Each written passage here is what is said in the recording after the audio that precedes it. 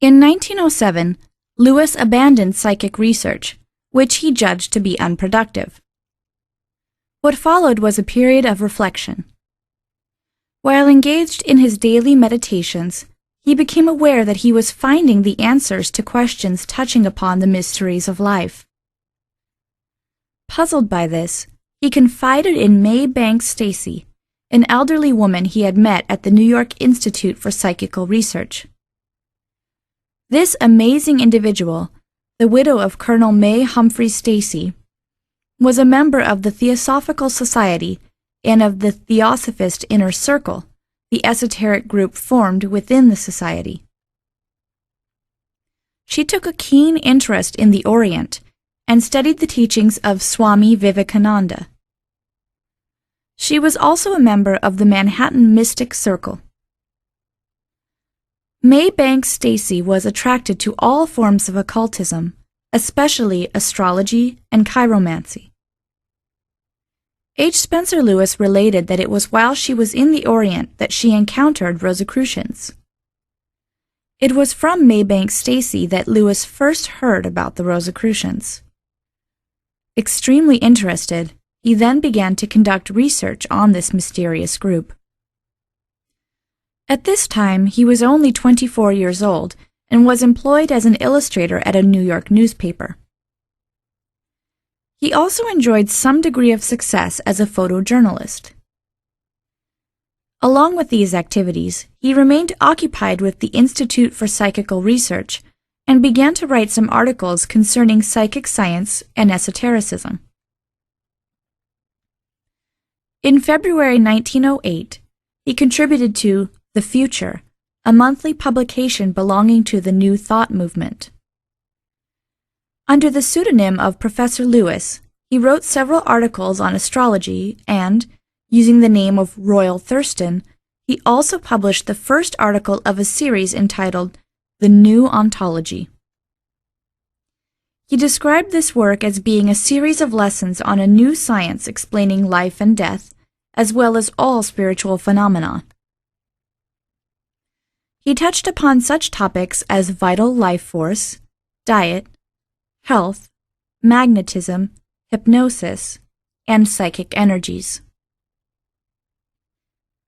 But his collaboration with this publication was of short duration because 2 months later he would have an experience that changed his life completely. In the spring of 1908, on the Thursday after Easter, while seated in a pew to meditate, he had a mystical experience that would affect the rest of his life. During this experience, he came to understand that the knowledge he sought could not be found in books, but rather deep within himself. He was also convinced that he had to go to France so as to come in contact with Rosicrucians. This mystical experience left a profound impression upon H. Spencer Lewis and became the starting point for his pilgrim's journey to the East. In the hope of obtaining some information regarding Rosicrucianism in France, he decided to write to a Parisian bookseller whose catalogue he had obtained. We have not succeeded in identifying this individual. However, this person contacted H. Spencer Lewis with the following reply. If you came to Paris and found it convenient to call at the studio of Monsieur Blanc, the professor of languages at number blank Boulevard Saint-Germain, he might be able to tell you something of the circle of which you inquire. It might be advisable to hand him this note. Certainly a letter to him announcing your coming, by date and name of boat, would be courteous.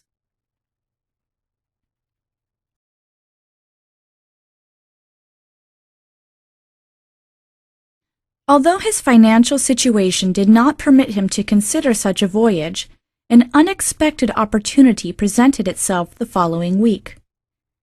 His father, Aaron Lewis, an expert in authenticating documents as well as a renowned genealogist, needed an assistant while conducting research in France for the Rockefeller family. On July 24, 1909, the two men sailed for Europe on the America, of the Hamburg-America line. On Sunday, August 1st, the ship arrived at Cherbourg, and the two travelers set off for Paris by train. The days that followed were entirely devoted to genealogical research, and it was only in the following week that H. Spencer Lewis was able to visit the bookshop and the professor of languages on Boulevard Saint-Germain. A Pilgrim's Journey to the East reported his meetings with the professor on Saturday, August 7th, and on Monday, August 9th. This man was about 45 years old, spoke perfect English, and asked many probing questions to determine Lewis's intentions. At the end of the second meeting, he recommended that his American visitor travel to southern France, where he would receive further instructions.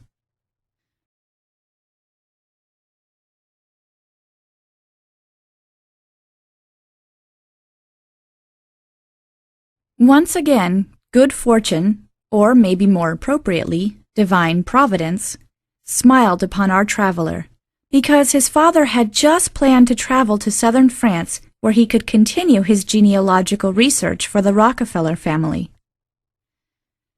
On Tuesday, August 10th, the two men left Paris, and following some adventures that H. Spencer Lewis interpreted as his having been put to the test, they arrived in Toulouse on Wednesday. On the following day, his father resumed his work and probably went to the dungeon, keep or old tower, to consult the city archives.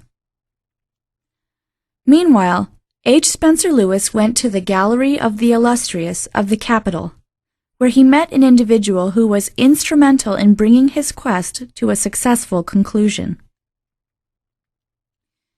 After a brief discussion, this person gave him a piece of paper on which was written the name of the street where he should go so as to meet some Rosicrucians. H. Spencer Lewis does not disclose the name of this individual, but merely indicates that his profession was photography. Later, Ralph M. Lewis, his son, indicated that this person was an eminent photographer. In all likelihood, he was Clovis LaSalle, a photographer who specialized in the fine arts, archaeology, commerce, and industry.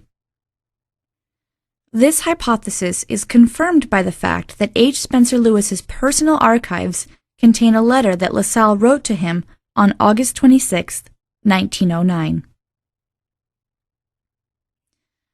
Traveling by taxi to the address indicated by the photographer, since the trolley line did not go that far, Lewis rode out of the center of town, crossed the Garonne River, and went several kilometers before finding himself opposite a building that had an ancient tower similar to the one on the engraving that the Parisian professor had shown him a few days previously.